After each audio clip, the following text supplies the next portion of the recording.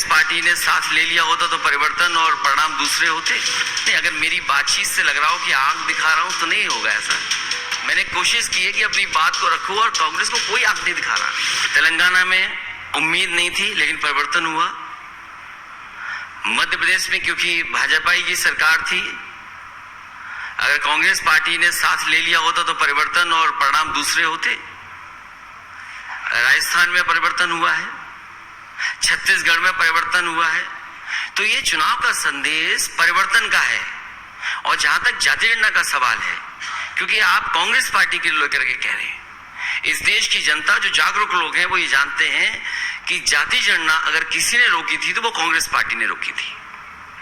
Congress party अगर चाहती तो आजादी के बाद जाति गणना होती रहती। जो मंडल कमीशन बना है वो 1931 के जो आंकड़े थे उसको लेकर के हुआ है।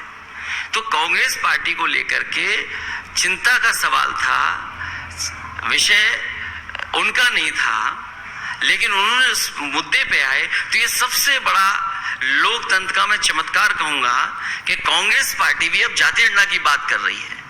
और अगर इसी तरह बात चलती रहेगी, लोगों को हम समझाने में कामयाब होंगे तो पीडीए ही एनडीए को हराएगा। ऐसा लग रहा है कि अखिलेश जी आजकल कांग्रेस पार्टी को भी आंखें दिखा रहे हैं।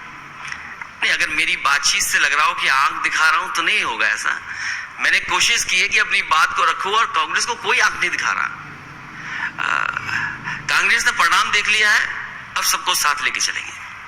आपको बुरा लगा था जब कमलनाथ की तरफ से इस तरह के शब्द बोले गए थे? आप पूर्व मुख्यमंत्री हैं और आपको लोग देश में जानते हैं, लेकिन कांग्रेस ने जिस कैलस तरीके से गठबंधन को एमपी में हैंडल किया, मतलब लापरवाही के साथ, वो आप बार बार उस पर इशारा कर रहे हैं कि वो भारी पड़ा। वो बात खत्म हो गई है। अब बात इंडिया के गठबंधन की है। वो प्रदेश के चुनाव खत्म हो गए, वो बात अब खत्म हो गई। अब अगली लड़ाई क्या है, अगली परिस्थितियां क्या होंगी, उस पर हम लोग विचार कर रहे हैं। उसके बाद कमलनाथ जी से बात हुई आपकी? मेरी बात नहीं हुई।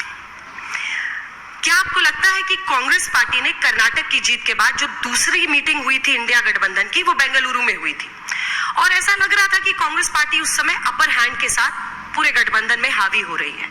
क्या वो इन 3 राज्यों के नतीजों के बाद आप जैसे क्षेत्रीय दल, जेडीयू, आरजेडी, समाजवादी पार्टी, आपकी पार्टी, सारी पार्टियां कांग्रेस को आईना दिखाने में लग गई हैं?